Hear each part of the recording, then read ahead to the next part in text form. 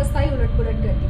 जहां कभी हम खुली हवा में सांस लिया करते थे, वही कोरोना के डर से खुली हवा में सांस लेने से भी डर लगने लगा है। जहां कभी हम घरों से बाहर जाने के लिए घरों में लॉक लगाया करते थे, वहीं इस महामारी ने देशों में ही लॉक यानी लॉकडाउन की स्थिति उत्पन्न कर दी और हम घरों में ही कैद होकर रह गए।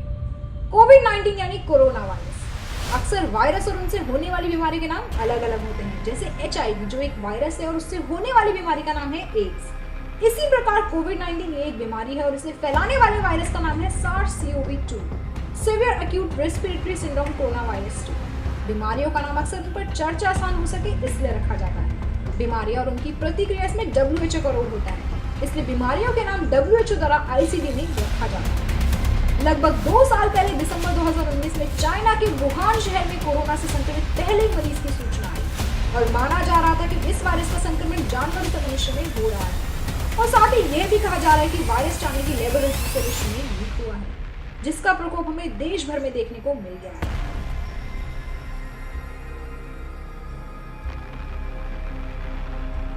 और अभी तक भी वायरस का संक्रमण कहां से और कैसे हुआ, इस पर अनेकों सवाल उठ रहे हैं। WHO के आंकड़ों के अनुसार अभी तक विश्व में कोरोना से संक्रमित मरीजों की संख्या है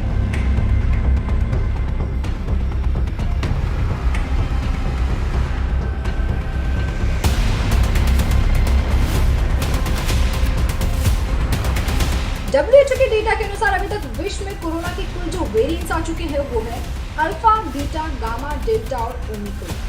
इन सब वेरिएंट्स में से अल्फा डेल्टा ने देश विदेशों को काफी नुकसान पहुंचाया था और अब एक नया वेरिएंट आ चुका है ओमिक्रॉन। WHO की 20 जुलाई 2021 की रिपोर्ट के अनुसार 180 देशों में कोरोना का अल्फा वेरिएंट पाया गया, 130 देशों में बीटा वेरिएंट के केसेस मिले, 78 देशों में गामा वेरिएंट के केसेस मिले, 124 देशों में डेल्टा वेरिएंट के केसेस की पुष्टि हुई है। डेल्टा वेरिएंट पिछले वेरिएंट से ज्यादा इफेक्टिव और संक्रमित पाया गया। लोगों ने कोरोना की पहली और दूसरी लहर के प्रकोप से खुद को संभाला ही था और अब एक नया वेरिएंट ओमिक्रॉन आ चुका है और ये सबसे पहले साउथ अफ्रीका में पाया गया और भारत में भी ओमिक्रॉन के 236 केसेस की पुष्टि हो चुकी है। वायरस के प्राथमिक चरण में WHO ने इसे कोविड कहकर संबोधित किया था, इस बात को ध्यान में रखते हुए कि कहीं ये लोगों में डर न उत्पन्न कर दे जो 2003 में सार्स के प्रकोप के दौरान हुआ था। अमेरिका के पूर्व प्रेसिडेंट डोनाल्ड ट्रंप ने इसे चाइना वायरस और वुहान वायरस कहकर संबोधित किया, जिसके तहत उन्हें काफी आलोचनाएं भी सहनी पड़ी।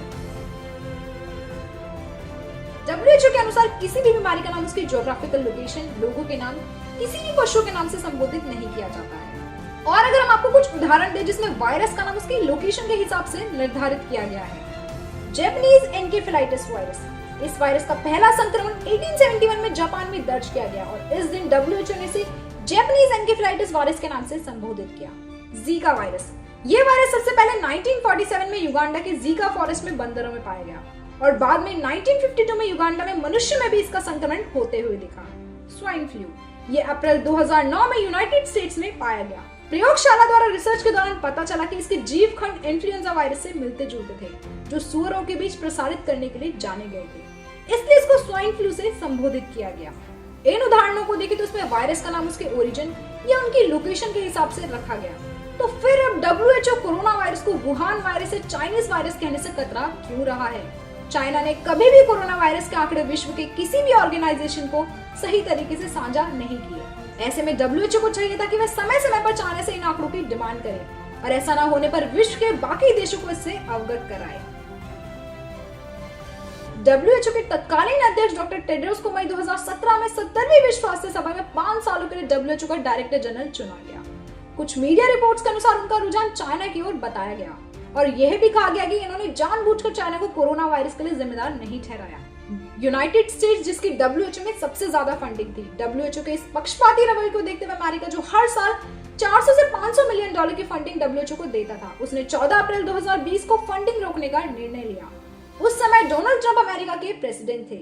चाइना ने यूनाइटेड स्टेट्स की फंडिंग फ्रीज होने पर कहा कि चाइना WHO को $30 मिलियन प्रदान करेगा ताकि इस वैश्विक महामारी को नियंत्रण करने में चाइना WHO की मदद कर सके।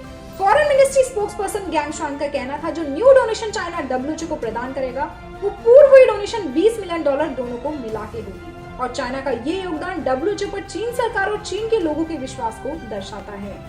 अभी हाल ही में द टेलीग्राफ द्वारा की गई जांच से पता चला कि 27 में से 26 साइंटिस्ट जिन्होंने द लेंसेट मेडिकल जर्नल को पत्र लिखे थे और वायरस के वुहान लैब से लीक होने की थ्योरी पर आशंका जताई, और पता चला कि उनका चाइना के शोधकर्ताओं से संबंध था।